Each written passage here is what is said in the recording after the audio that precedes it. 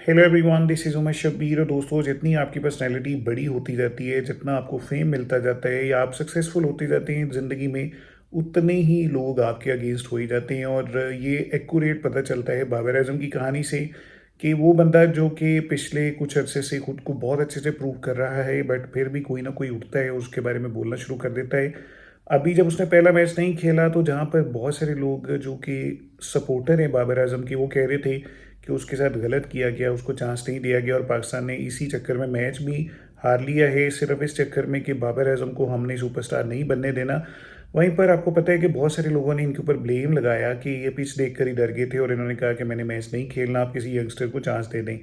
अब कामरान अकमल जो कि इनके एक्चुअल में बड़े भाई लगते हैं, इनके कज़न हैं, वो हँस-हँस के कह रहे थे कि मुझे पता था कि ये पहला मैच नहीं खेलेगा। और उनका भी बेसिकली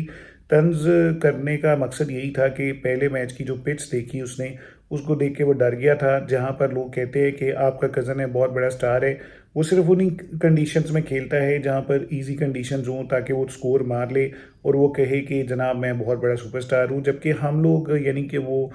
कामरान अकमल और उमर अकमल, इनका कहना है कि हम लोग तो हर तरह की सिचुएशन में पाकिस्तान के लिए खेलते थे, डरते नहीं थे। यानी वो पॉइंट ये प्रूव करना चाहते हैं कि बाबर आज़म इतना बड़ा स्टार नहीं है जितना आप लोगों को लगता है। और उसके लिए वो कहते हैं स्टैट्स को आप अगर रख रहे हैं सामने तो ये भी देखें कि बाबर आज़म ज़िम्बाब्वे के आगे परफॉर्म करता है या ऐसी कंडीशन में परफॉर्म करता है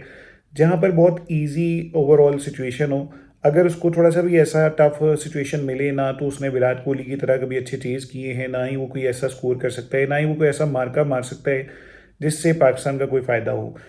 तो भाईजान, पहले मैच की रिपोर्ट पूरे दुनिया के सोशल मीडिया ने और जो स्पोर्ट्स का मीडिया है उन्होंने कर दी थी, जितने भी जर्नलिस्ट थे, कि बाबर आज़म को डेलिबरेटली चांस नहीं दिया गया पाकिस्तान क्रिकेट बोर्ड की तरफ से। उनको कहा गया कि हमने कुछ जो जूनियर्स हैं उनको यूटिलाइज़ करना है, जो नए लड़के आ रहे हैं यंगस्टर्स को, तो आप पहले मैच के लिए स्किप हो जाएँ। फिर उसको ये भी कहा गया था, जैसे आप याद होगा आपको, कि फ़खर ज़मान ने जब बाबर आज़म के लिए और अपने लिए आवाज़ उठाई कि बाबर आज़म को खिलाना चाहिए और हमें बाहर की एनओसीज़ देनी चाहिए, तो फिर जो ब्यूरोक्रेट्स बैठे थे, जो पीसीबी के चेयरमैन के अंडर जितनी भी टीम आई, वो बहुत गुस्सा कर गए थे और बहुत अरसा फ़खर ज़मान को चांस नहीं मिला था। और फिर फ़खर ज़मान को कहा गया था कि आप वापसी एक ही सूरत में आ सकते हैं,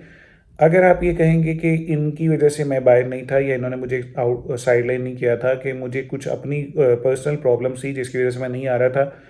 फिर इसी शर्त पे आपको वापसी भी टीम में बुलाया जाएगा। और फिर ये हुआ था कि फ़खर ज़मान ने आकर ये बात कही थी कि मैं अब एक्चुअली खुद ही अपसेट था, मुझे कोई इंजरी थी या इस तरह, क्योंकि उन्होंने बात की थी।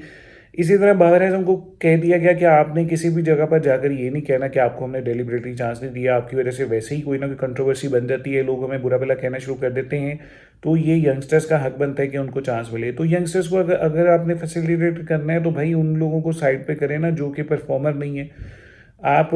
अपनी पीएसएल लीग के सबसे बड़े परफॉर्मर को साइडलाइन कर रहे हैं और सिर्फ इससे एक जेलसी फैक्टर नज़र आता है। तो कामरान अकमल को आई थिंक दूसरे मैच में जब बाबर आजम को चांस मिल रहा है तो बहुत अच्छे से जवाब मिल जाएगा कि वो बड़े परफॉर्मर है, कि बाबर आजम ऑलरेडी, बाबर आजम ये बहुत अच्छे से क्लियर कर चुका है। लेकिन फिर भी कहीं ना कहीं इनको हमेशा कोई ऐसी मौका मिलना चाहिए जिसपे, हालांकि वो इनका छोटा भाइयों की तरह है, ये फिर भी कोई ना कोई उसके अगेंस्ट ऐसी चीज़ करते हैं कि यार ये क्यों इतना ज़्यादा फेम ले गया हमारी फैमिली से उठ के, जबकि हमें तो इतना लोगों ने उठाया नहीं था। और भाई उसकी मेहनत है और आपकी मेहनत नहीं थी।